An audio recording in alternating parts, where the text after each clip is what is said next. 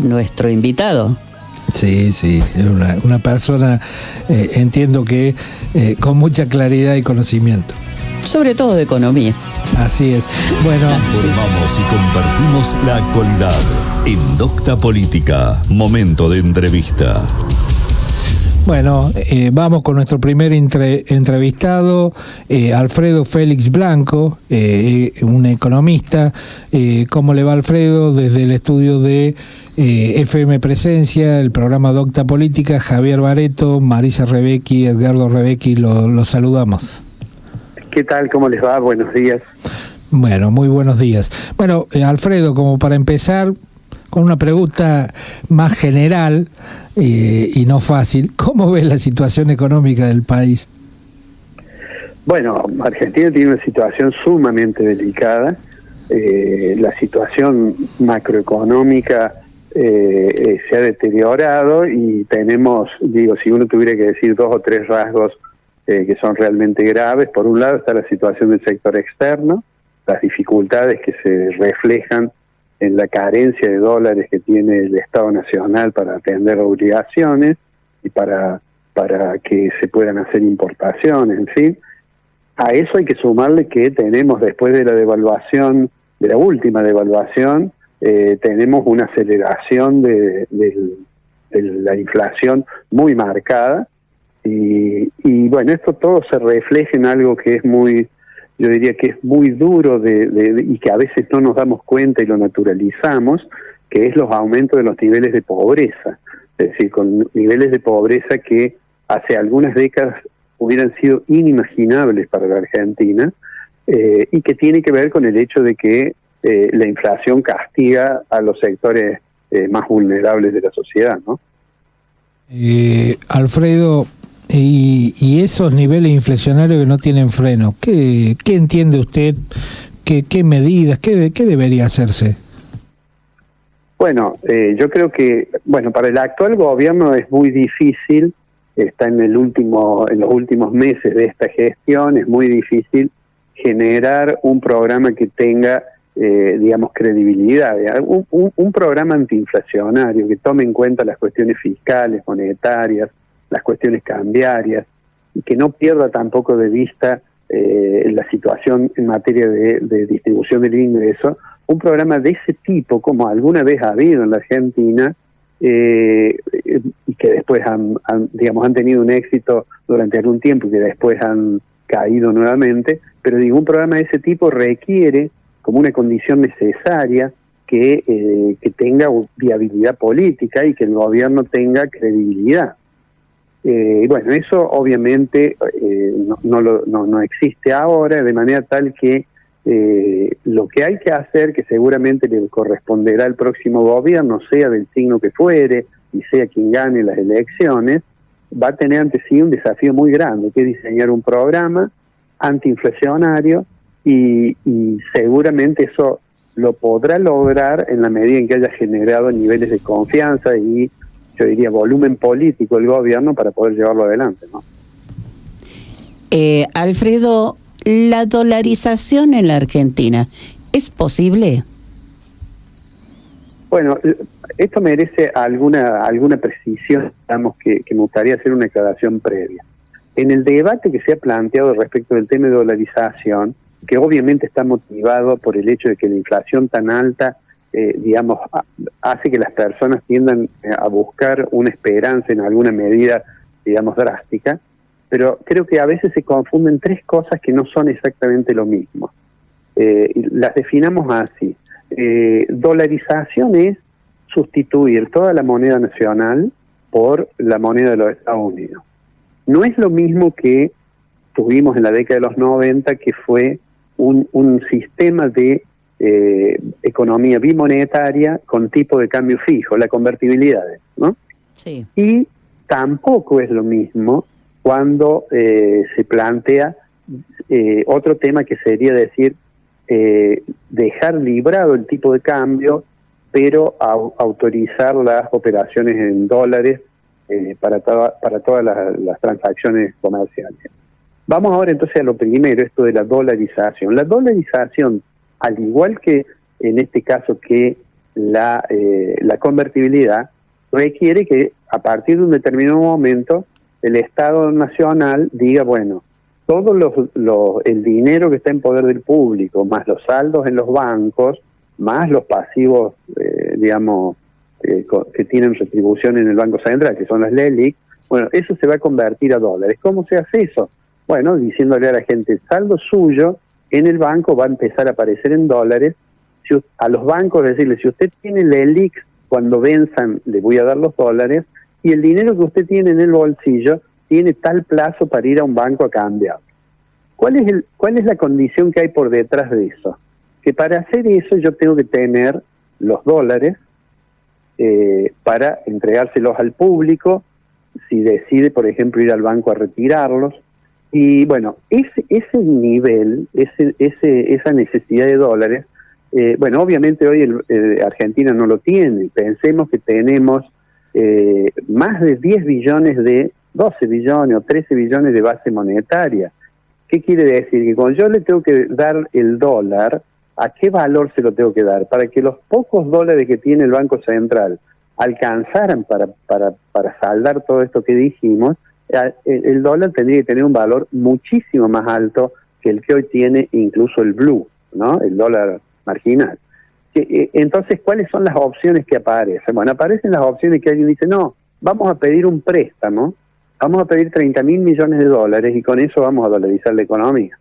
La pregunta que sigue es, ¿quién está dispuesto a darle a Argentina 30.000 millones de dólares si para pagar la cuota del Fondo Monetario tuvimos que pedirle a Qatar, a los chinos y al Banco Latinoamericano? O sea, esa opción no existe. Entonces aparecen otras propuestas. Dice, bueno, en realidad podríamos a los tenedores de la ELIC darle un bono. Y se empieza a hablar de un programa que en realidad se le suele llamar Proambonex, pero digamos, vamos a darle un bono. Bueno, pero si yo hago eso, los bancos no pueden devolverle el dinero a quien se presente en el mostrador a requerirlo. Entonces, y de hecho, quien más ha planteado el tema de la dolarización, que es el candidato Milei, ha dicho que no va a haber planes de ese tipo. Entonces no está muy claro cuál es el mecanismo. ¿Qué es lo que comienzan a decir algunos de los colegas que trabajan con el candidato Milei? Dicen, bueno, no, en realidad va a ser un proceso, no va a ser inmediato, se va a ir realizando con el tiempo. Bueno, así ya las precisiones entonces son menores, ¿no es cierto? Mi opinión personal, a pesar de que la gente que hay muchos colegas que trabajan con Milei, que son gente que tiene formación, pero mi opinión personal es que no es factible, como fue presentado al menos, dolarizar el día siguiente que asuma el presidente, y es que la elección la ganara Milei, ¿no es cierto?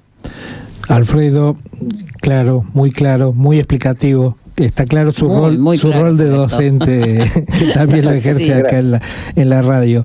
Una consulta. ¿Entiende usted que cualquiera sea el gobierno que venga, cualquiera sea el que termine eligiendo el pueblo argentino, deberá avanzar en cuestiones de ajustes, por ejemplo? Sí, yo creo que va a haber bueno, de hecho este gobierno ya lo está haciendo, porque si uno analiza la evolución, por ejemplo, del gasto social, obviamente, y en particular, por ejemplo, en materia previsional, hay una reducción en términos reales, digamos, de las jubilaciones, etcétera. Y me da la impresión, y además lo que acaba de firmar el gobierno en esto que ha sido la reconsideración que ha permitido mantener vivo el programa de facilidades extendidas que firmó el gobierno, en realidad supone que en el segundo semestre ese ajuste, digamos, va a ser más severo que en el primero, ¿no? Eso es un tema que no está muy claro cómo lo va a hacer. El ministro va a anunciar algunas compensaciones, que según yo he leído en los medios, algunas compensaciones porque el impacto de la devaluación sobre los precios ha sido realmente importante y vamos a tener seguramente por delante meses con alta inflación, entonces va a anunciar alguna compensación, pero no puede anunciar tampoco cosas que se salgan demasiado de lo que se comprometió con el Fondo Monetario, que es, entre otras cosas, cumplir las metas de déficit. Entonces vamos a tener eso. Y el próximo gobierno es altamente probable que presente un programa en el cual la parte fiscal, es decir, el gasto público, tenga una reducción en términos reales, porque en realidad el compromiso con el fondo está todavía vigente. El programa que tiene hoy Argentina, obviamente, es el programa que acordó con el Fondo Monetario Internacional, y el próximo gobierno, como tiene que lanzar un programa, me parece que lo primero que va a hacer el próximo gobierno es presentar un programa antiinflacionario que abarque, que sea un poco más integral que el que ahora está en vigencia. El que ahora está en vigencia es básicamente decir, voy a mantener las tasas de interés en términos reales positivas, voy a mantener el dólar que no se me atrase y voy a hacer un ajuste fiscal. Bueno, ahí faltan todavía, muchos aspectos, además para hacerlo más operativo a un plan antiinflacionario. Entonces creo que sin lugar a dudas el próximo gobierno va a tener un plan de estabilización y va a tener seguramente en lo fiscal más prudencia fiscal más cuidado en el uso de los recursos del sector público. Bueno, es un poco la mitad de la respuesta de lo que le estaba por preguntar, pero ampliando un poco el ámbito económico, usted dice cómo actuaría el gobierno en cuanto a la reducción del gasto, pero qué certezas puede encontrarse después del 10 de diciembre hacia adelante en cuanto a nosotros, ¿no es cierto?, las acciones que tome el gobierno, reducción del gasto, pero eso traería un beneficio realmente de controlar la inflación. Bueno, no, el control de inflación supone varias cosas. Lo que pasa es que ahora, Argentina tiene un desborde fiscal complicado, que tiene un déficit alto, tiene una estructura tributaria que es regresiva. Cuando digo regresiva, digo que no pagan más los que más tienen, ¿no es cierto? Entonces, el bajar la tasa de inflación supone, además de las medidas fiscales y monetarias, además hay que ver qué pasa con el tipo de cambio, ¿no? Cuando nosotros estamos hablando de qué pasará después del 10 de diciembre, y habría que pensar qué pasará de acá hasta el 10 de diciembre. Porque en Argentina las semanas son prácticamente largo plazo. Pero de todos modos, volviendo específicamente a la pregunta, tiene que haber un conjunto de medidas que tienen que ver qué pasa con el tipo de cambio, qué sucede con las restricciones a la compra con extranjera. Todavía no tenemos elementos como para saber cómo va a seguir de aquí hasta, de aquí hasta la elección en primera vuelta y de la primera vuelta a la segunda, si es que hay balotaje, ¿no? Alfredo, ¿usted cree, yo lo creo así, pero usted cree necesario de que en algún momento en la Argentina no es necesario avanzar en una reforma tributaria general? Siempre claramente hace falta la voluntad política y siempre posiblemente el argumento es que no están dadas las condiciones, pero en algún momento Argentina no tiene que producir una reforma tributaria.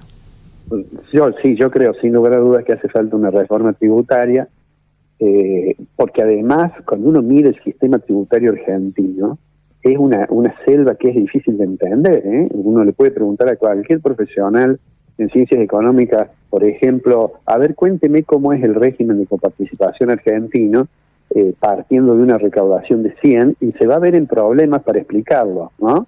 ¿Por qué? Porque una sucesión de medidas que no han sido tomadas de manera coordinada, y entonces a eso todavía hay que sumarle que son de 3 jurisdicciones distintas, que es la nación, los estados subnacionales, las provincias y los municipios, y que y es realmente una selva de jurídica, digamos, de normas.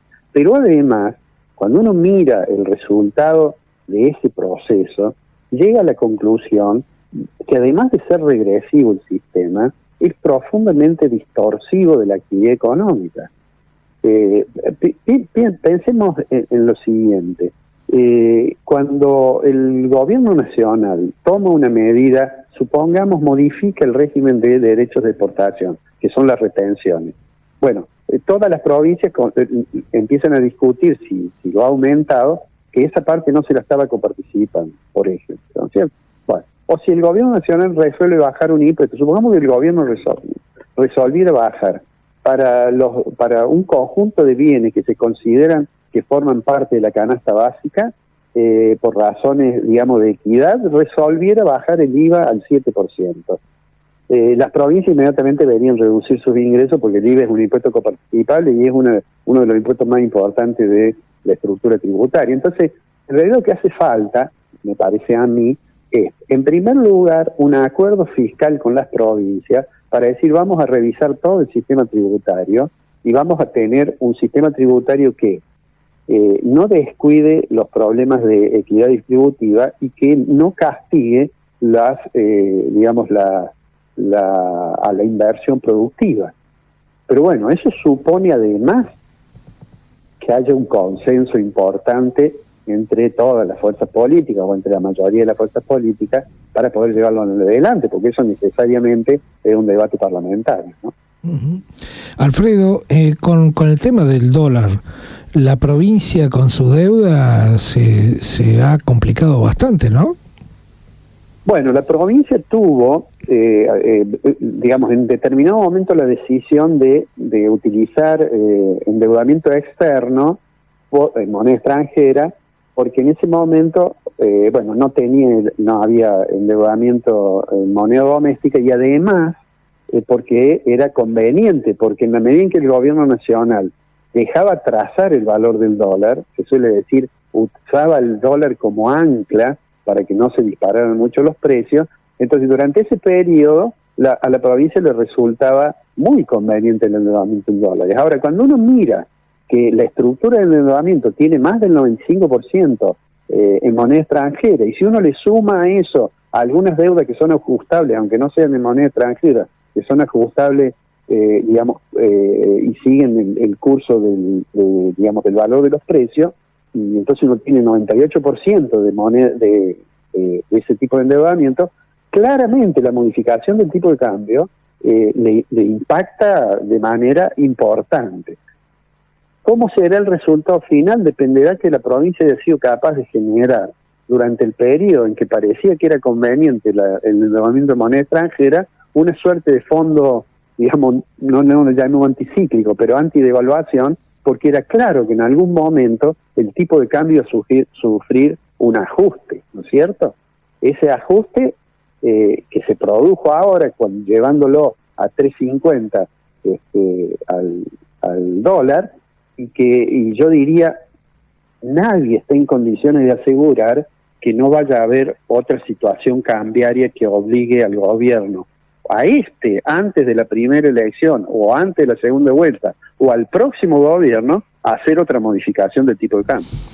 Y eso le impacta a la cuenta de Córdoba, obviamente. Qué panorama. A nuestros bolsillos también. Sí, Alfredo, la última pregunta de nuestra parte tiene que ver más con una cuestión personal. El año pasado presentó usted un libro en la Feria del Libro. ¿De qué se trataba el libro? Bueno, es un libro que en realidad yo hace muchos años que dicto Historia del Pensamiento Económico en la Universidad Nacional de Córdoba, y el libro se llama Las ideas de los grandes economistas, y trata cómo han evolucionado las ideas económicas a lo largo de la historia, ¿no es cierto? En realidad arranca con las primeras ideas económicas en China o en India, digamos, y llegamos hasta los debates más actuales, pasando por una revisión de las distintas escuelas económicas, ¿no es cierto? Del keynesianismo, de la escuela austríaca, de la escuela neoclásica de Cambridge, del estructuralismo latinoamericano, y un capítulo además sobre el tema de la mujer, porque en economía, no solamente en el mercado de trabajo hay discriminación salarial, es decir, las mujeres en general ganan por el mismo trabajo menos, de eso hay muchos estudios empíricos, sino que además en la historia de las ideas económicas muchas veces se ha invisibilizado el rol y las contribuciones teóricas de economistas mujeres. Que eso digamos, es relativamente nuevo en el debate de la economía, pero es básicamente un libro de historia del pensamiento económico. ¿Cómo es el nombre, Alfredo? ¿Así? Se llama Las ideas de los grandes economistas. Bueno, Alfredo, muchísimas gracias por la entrevista, por la predisposición. Desde ya ha sido absolutamente didáctico, por eso decía hace un rato de que claramente tiene el rol de docente inserto también en sus actividades. Bueno, muchas gracias, Alfredo, y seguramente esperemos en algún otro momento, aunque sea por esta vía, volver a comunicarnos y seguramente ha sido escuchado muy atentamente por nuestra audiencia. Muchas gracias, Alfredo. Desde el estudio, Javier Bareto, Marisa Rebecki y Edgardo Rebecki, los saludamos y que tenga un buen fin de semana. Bueno, muchísimas gracias a ustedes y seguramente volveremos a hablar cuando ustedes lo dispongan. Un abrazo.